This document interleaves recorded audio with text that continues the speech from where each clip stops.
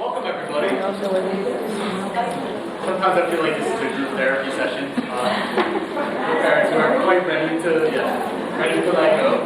But this is really exciting. I know probably your children have been talking about it already. Before we start, the first people I want to thank are Dee and Ann, who are co-leading this trip. They do so much work to make this an amazing experience for your kids. So let's give them a round of applause.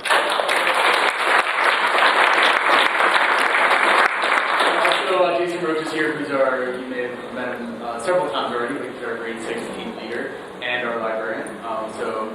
He's here as well as a resource. If you have questions later, you can clap for him too.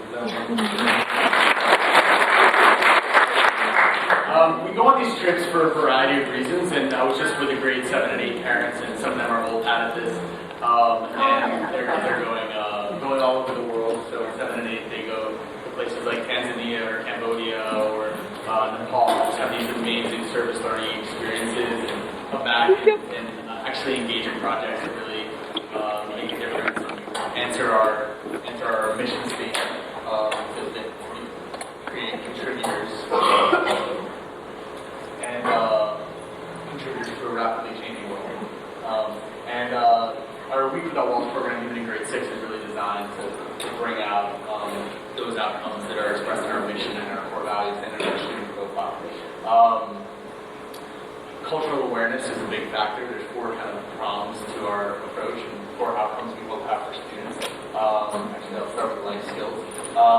So a big part of this is having students develop, the ability to be roommates with 2 peers for a extended period of time. And what if one of your roommates leaves their stinky shoes out during the day, or doesn't take care of their towel like you were taught so well in your homes to do. It also, how to make deadlines, how to be down for breakfast at the right time. So there's a lot of those little things that when they're left on their own, they're forced to develop, and they'll come back. We can't promise they'll always go to bed on time or wake up on time or brush their teeth every night on the clockwork, but you will notice that they've grown in those ways. Cultural understanding is also a huge aspect of all of our trips. I'm not sure exactly what aspect of cultural understanding you're developing in that photo. Theater! It's fascinating. Just kidding. Learning about Greek culture through theater. Exactly, yeah. But just getting out of their comfort zone is so important. Interacting with different cultures where what's polite might be different than where we're from. It's just huge for them. And the great thing is they're learning about all of these, or this culture in particular, in social studies, in their ELA classes, throughout the curriculum. They're learning about Greek culture because they're doing ancient civilizations, and it's just really powerful for them to see that come to life, touch ground, and see it in person. Service learning is a component of all of our trips. It becomes a more focal point of our trips in grade 7 and 8, but we do have a service project that all students engage with in their grade 6 trip. They'll spend part of one day planting trees feel free to come in. You may know that Greece has been hit by forest fires a lot recently. So students will be fighting. Students, we have to make an aisle. Sorry, guys. Students will be fighting that kind of environmental risk factor in Greece by planting trees. So they sometimes have contests between themselves how many trees they can plant. They get really into it. So just feeling like they're doing something to make a difference is really powerful for students at this age. And then, of course, personal growth. And we have a picture of students up there, but we also have a picture of parents up there. But we know this is an opportunity for parental personal growth as well. And it can be hard to say goodbye for a week. I know we have a 13-month-old at home, and my wife is already preparing herself for the moment when she's like, parents just send their kids away for a week at a time on these trips. And I was like, well, you're going to do it too someday. So I know it can be challenging for some of you. That's normal, and some of you, your children have been on many trips, or maybe you have older kids who've been through this experience before. But we're all at different places with that, really, they come back changed. You notice a difference at the end of the school year when they come back. They've just developed a new sense of confidence. They developed a lot of new friendships across kind of the cliques that you naturally form in middle school, and it's just it's an experience that we're really proud of for students. Student testimonials. I will turn it now over to Dee, and I'm going to sprint back to the theater where the grade 7 and 8 parents are. But thank you very much, and again, I just want to thank the teachers, especially if he's been at this for a while now and has done so much to bring this trip to life, so thanks for all that they do. Thank you. Thank you, Mr. Willie.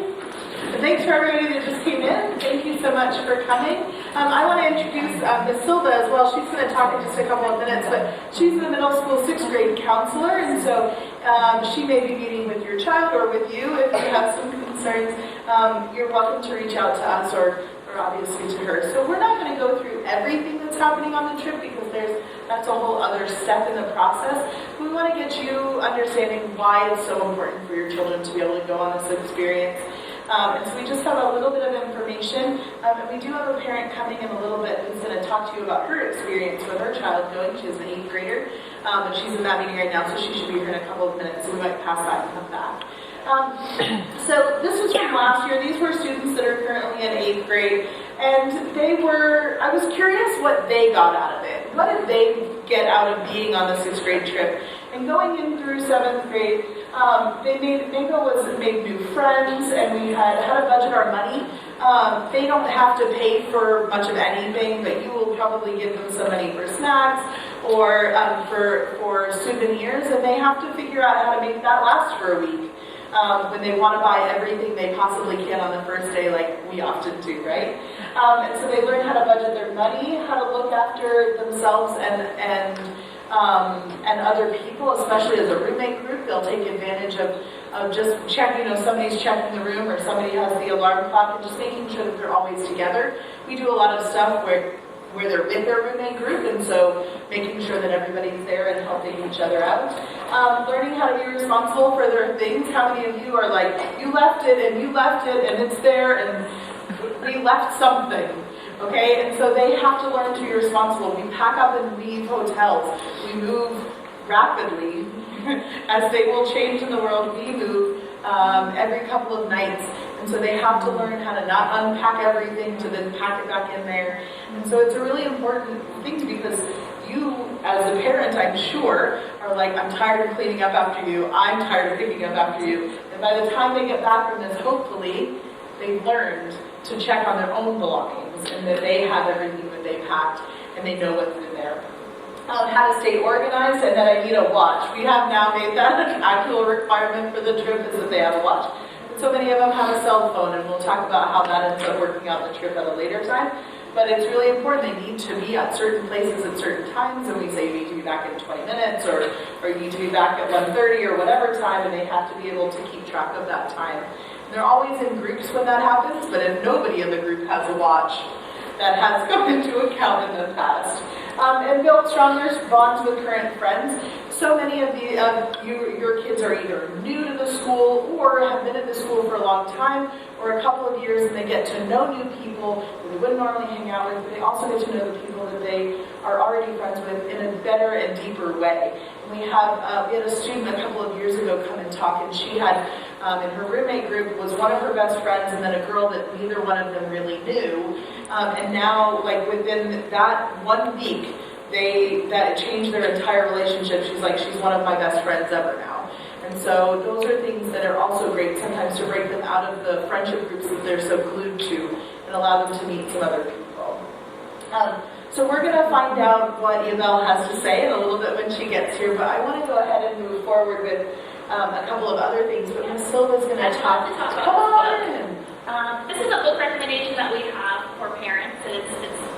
The author is Michael Thompson, and if you have been here within the last 7 years, you know that he's a clinical psychologist.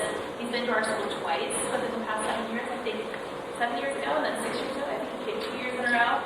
He's the author of 9 different best-selling books, as well as an international speaker. And this particular book, Homesick and Happy, really talks about and supports the cause for supporting and allowing students to go away without being under the supervision of their parents, and all the rewards and benefits that come along with that, the independence that you'll see when your kids return, and the confidence and the health and the strength that they have independent of you. And it's really a developmental need that they have that they can't experience when they're with you constantly. And so if you're kind of on the fence about this trip, or even if you want to understand developmentally a little bit more about why these types of trips, or really this is really about camp in particular, are beneficial for kids developmentally, please read this book. We really encourage you to do that. It's an excellent book. I've read it myself. I actually read it before my first Week Without Walls trip. And I didn't really get it until I experienced it, and I was like, oh my gosh, this is amazing. And so I think that you guys can enjoy the book. Excellent. So there's a copy in the school library, but of course I'm sure you can get some online or digitally. So we're going to talk about the nuts and bolts, what you guys care about the most. How much is this going to cost me? We all know that these are expensive trips. Let's be clear that everything on the trip is included. This PowerPoint is all on the Go page, and I'm going to show you where you can find it for those that aren't sure, and what's going to happen. So I'm going to go through this, and Miss Abel's here, and I'm going to let her talk to you in just a second. So the total cost of the trip has gone down from last year, which is great. We're at $77.60 is our total. That includes flights, hotels, every activity that they do, all of the food that they eat. The only thing you may provide money for is those snacks and in souvenirs that they choose to purchase. But otherwise, everything is included. It's all inclusive. Okay? You do have, the reason we talk about this trip so early now is that we want to make sure that you have time to get the final payments in. We realize that not everybody's rolling in the dough, and so we want to make sure that you have time to budget out how you're going to pay for the trip, because we also want to make sure that we get money in time to be able to pay all of the vendors. So we got to pay for the flights and pay for the hotels and such. So the initial deposit, which is non-refundable, is due by September 29th, which is a Sunday. Okay, and it's 1,500 dirham. All right, and that is locking in your child's place within the trip. Okay, and so after that, we will pay the deposit on the plane tickets, and we are ready to go. Okay, and then the final payment, so the other $62.60, is not due in full until January 9th.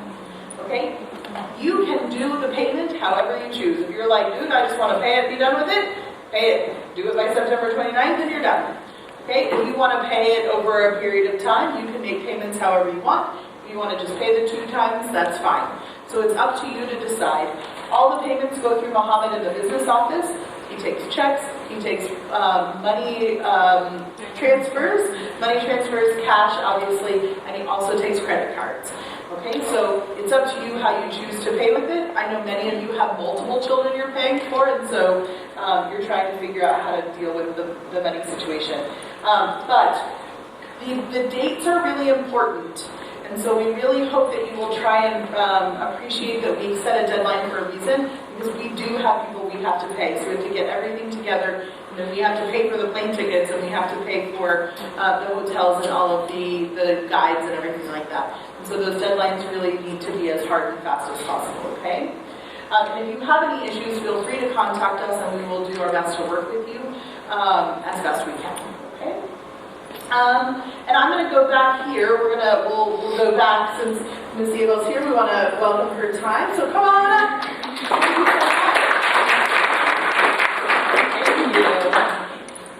Hi, my son is now in 8th grade, but this trip for us was really a very intense and kind of nerve-wracking trip because he has allergies, one of which is life-threatening. So he's an EpiPen kid. And he had gone to Hatta, but that was the only time he had ever been away from home. So this was the first time he was going abroad. But he was really excited about the trip because of the way it tied into the curriculum. So he, we had a lot of preparation to do, and we had so much support from the health office and from the middle school office. And in the end, it is a once-in-a-lifetime experience, and it has impacted him to this day. Last year he went to Nepal and did a biogas chamber building, and they were camping in tents, and he never would have done anything like that without the confidence that he had built going to Greece. And in the end, he was very homesick. He got sick, but he came back with all of the spare food I had sent him. I sent him half a suitcase of spare food, and he came back. He had eaten. He had a great time, and he loved the trip. He was in really good hands. So he came back feeling confident that this was possible. He could go on a trip like this and come back and be okay. And I can't say enough about how this tying into the curriculum, there's nothing like that. that they're going to do and that they've done to this date. There's nothing like being able to go to the sites that they've been studying, building 3D models of the temples and seeing them in real life. So I can't say enough positive things about the effect of this trip on them. Thank you so much. I didn't see where you ended up going this year. So excellent, thank you so much. And the one great thing is that we do deal with health issues. So some of you, I know your children have allergies or they have special food needs and things like that. We do deal with all of those things. We take in all types of kids with all kinds of needs, and we are always there to make sure that they have the best experience, because obviously we know you can make that happen, but we promise that we can make that happen as well. So we'll go back to the nitty-gritty. So for anybody that has a special passport, most of you know who your child would be that would need a visa. By November, you will need to start applying for that visa. The earlier you can do that, I think it's 3 months before we go, is as early as you're allowed to apply for the visa. But we want to make sure that that's done in time. We have had kids not get their visa in time, and literally the day of waiting, and not been able to go. And so the earlier we can get that process started for you. For those of you who this does apply to, you will need to get a letter from the main office. And so all you have to do is email the Middle School Week Without Walls email, and Ms. Jomana will send you the letter that you need to apply for the visa. If you're not sure, these are the countries that usually apply to most of our students. But if you are outside of that, not sure, this link, like I said, this PowerPoint is on the Go page. I'm going to show you where. And you can click on that list, and it's the entire list for the Greek State Department. For who needs it. And we will require any, like if you have diplomatic passports or anything, you just have to communicate with us when we get closer. And a couple last bits of information. We will have 2 more meetings, okay? So we will have one November 7th at 2:15. The 7th and 8th grade trips will be on different days. The 7th and 8th grade trips will be spread out over different days. So there shouldn't be any conflict with another group meeting at the same time, which is nice for those that applies to. At that meeting, we will go through everything. We'll talk about how roommates are chosen. We'll talk about how we deal with medication. We'll talk about what happens on the trip and all of the real nuts and bolts of what happens on that trip.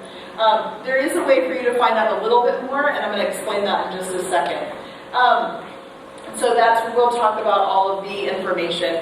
I mean, you can Google our flight. We fly Emirates. It's the only one that goes and comes back. So if you really need to know the time, that's on there already. After you pay the deposit, all parents that have paid the deposit for Week Without Walls for Greece will be added, and your child will be added to the Week Without Walls Power School Learning page. Okay, and I'm one of those people that likes to know everything, and I appreciate that there are other people like that, and so I've given you everything. It's almost information overload. But for those of you who are like, I need to know, tell me, it makes me feel better, it will all be on there. So after everybody's paid, my guess is after fall break, they'll get everybody updated, and there's plenty of information in there. There's a 7.5-page long frequently asked questions document that will answer any and all of your questions. I promise, because that's why I made it, because it answers the kids' questions, which are often yours. So that meeting is on November 7th. It will also be in here. Our meetings will always be in here. We'll have another meeting in January, right before we go on the trip, just to iron out final details, last-minute questions, and any of those situations as well. And again, that meeting will be in here, but I don't know the date of that yet. I'll know by the November date trip. So for those of you who are interested in this PowerPoint, because I know you took pictures, but you want it, if you go on the Middle School Go page at the bottom, there's a Week Without Walls tab, and under announcements, which is where the information about this trip was, this PowerPoint is on there, this whole one.